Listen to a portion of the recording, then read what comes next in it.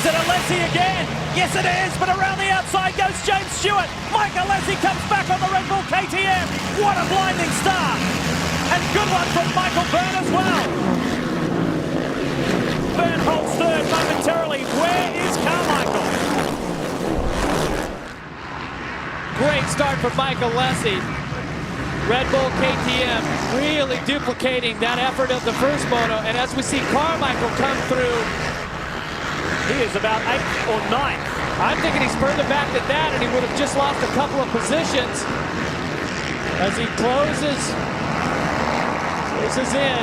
Coming up on Rockstar Suzuki rider Troy Adams. But what about Mike Alessi? He has flicked the switch here at REDBUD. You can see how the track is so torn up here late in the day, the last moto at REDBUD this year. Track started out completely smooth this morning.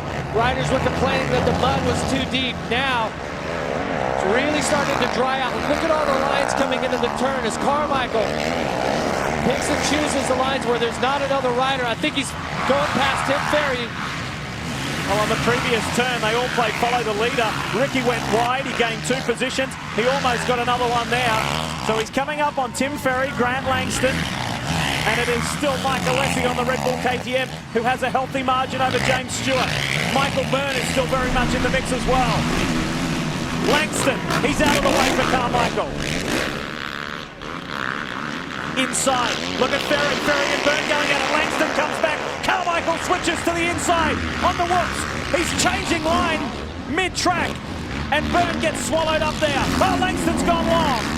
Langston blew the turn after the whoop section as we had a 4-way battle. Michael Byrne still retaining the top position in that group. He still has Carmichael behind him. They jump LaRocco's lead. The triple uphill on board with Byrne, and that's what it looks like to get overtaken by the greatest of all time. And Carmichael knows that Stewart's out front. He needs to get past Stewart for the overall here at REDBUD. The sun coming into play as Mike Alessi leads for the entire first lap. He had to fight with Stewart in the opening 2 turns. Right here, they argued over the lead. But Alessi is still on top. How much did that podium in Moto1 do for his confidence? Well, it seems to have done a great amount for his confidence. He's gone out. He's led the fastest motocross riders in the world.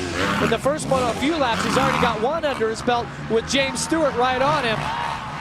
Just an incredible ride by Mike Alessi at this point. He had a podium several years ago in the big class. He's had a podium in Moto1 here today. Can he walk away with another podium overall for the weekend? That would be a marvelous result. Remember, 30 minutes plus 2 laps is what's on the board. And look at the margin, 2nd to 3rd. Carmichael's got some catch up to do as well. And that's Gavin Graysick sitting in 3rd place right now. Awesome start. He's got the number 4.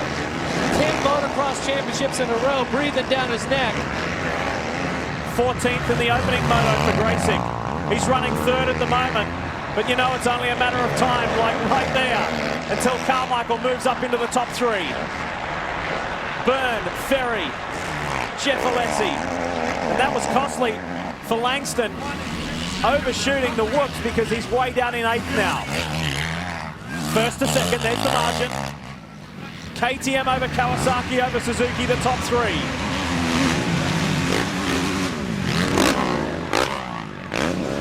Now, is Mike Alessi just pouring it on here, or is Stewart taking it easy? I think Mike Alessi is really putting together some great laps. Spent a lot of time out on the track yesterday, just going around the outside of the circuit, watching these guys in practice and qualifying. And Alessi had it lit up right from the go. Here's Stewart on the inside, from nowhere to the lead. As quick as you like, James Stewart is a new race leader. What an aggressive move by James Stewart. He came to the inside, was on the throttle, the bike was bouncing all around, and it seemed like he just threaded the needle and just beat Mike Alessi to the intersection to take the lead. And Alessi cased out on that 3rd jump on the LaRocco lead. He was okay though, he shook his head, it's like, oop, that wasn't pleasant, but I'll keep on going. Now, The margin from new race leader James Stewart to Ricky Carmichael in third. Just wait a moment, we'll give it to you in 7 seconds. Unless he comes back, outside to inside. Can't quite do it. He's not done with yet. Stewart has something wrong right now. He keeps reaching up with his left hand. Something on his helmet. I'm not sure what it is, but he's made several attempts to adjust. I believe it's his goggles. Now let's have another look at it. As he comes over the line. Okay, you know what it is? He has a tear-off stuck on his thumb. I know it sounds silly, but as you reach up and pull the tear-offs, and what he might have done at that point was shake the tear-off loose. Still going for those goggles as well, Jeff. So it's an ongoing problem for our race leader, James Stewart. More when we return.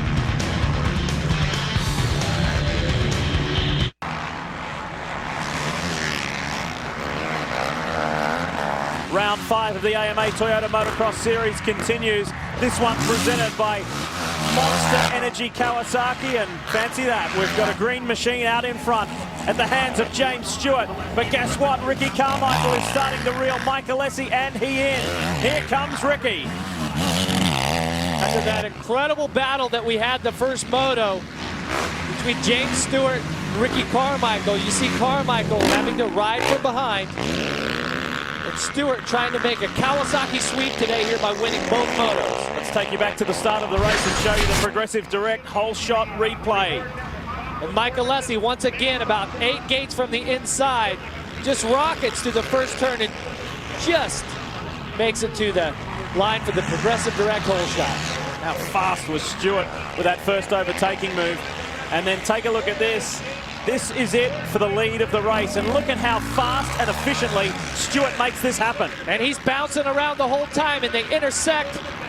Stewart just gets in there, slams the brakes, takes the position, takes the lead from Mike Alessi. You think that caught Alessi by surprise a little? I think so. It was such an aggressive move as we see Ricky Carmichael really putting on the charge on Mike Alessi here. There will be a lot of focus on these top 3 riders, so let's give some credit. Grayson is still in 4th over Tim Ferry. Byrne is 6th. Jeff Alessi is 7th. Adams is 8th. Short is 9th. And Sykes is 10th.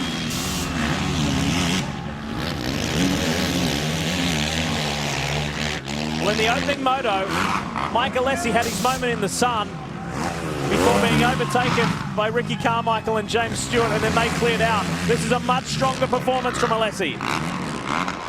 Definitely hanging on, putting in a pretty good ride here, and Stewart is not that far out front. When he made the pass on Alessi, he needed to really put on a charge and gain some time because Carmichael is on the gas right now. He's on the move. Just about 4 seconds behind Stewart at this point.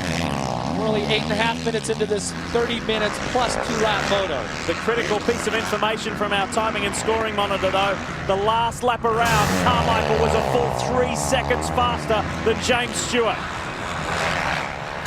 For second, on the inside of Alessi, and the move sticks. Now Carmichael has a clear track ahead to take the fight to James Stewart. Carmichael is definitely on a mission. Watching Stewart in the opening laps, he seemed very relaxed. He didn't seem like he was riding with a lot of aggression. Maybe going for a little more flow, a little smoother, maybe conserving energy for a battle that is to come later on in this moto if Carmichael is able to keep that lap time up and close in on James Stewart. Speaking of James, here is our race leader into the Supercross whoops. Aaron?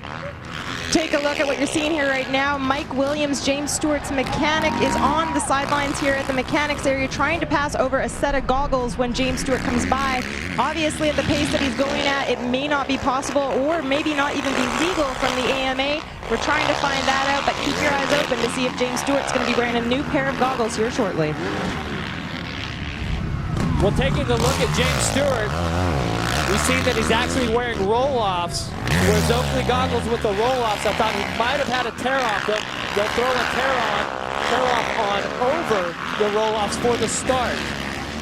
Typically, it seemed like Stewart was shaking his left hand like that there was something attached to it. Now, at this point, he might have a problem with those roll-offs. That means that when any dirt